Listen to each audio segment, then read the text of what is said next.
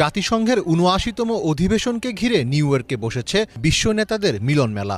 মার্কিন president Joe Biden থেকে শুরু করে কে নেই সেখানে ১৯১ সদস্য রাষ্ট্রের প্রতিনিধিরা তো বটেই, সেই মেলায় জড়ো হয়েছেন আন্তর্জাতিক সংস্থা সংগঠনের পদস্থ কর্মকর্তারাও। তবে বিশ্ব নেতাদের অংশগ্রহণের এই আয়োজনে সব আলো যেন কেড়ে নিয়েছেন বাংলাদেশের অন্তর্বর্তী সরকারের প্রধান উপদেষ্টা ডক্টর মোহাম্মদ ইউনূস।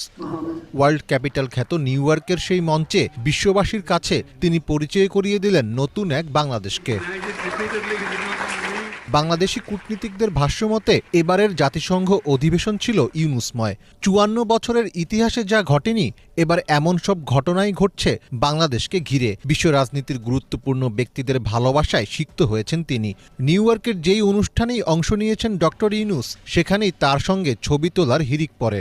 অনেককেই লাইন ধরে তার সঙ্গে ছবি তুলতে দেখা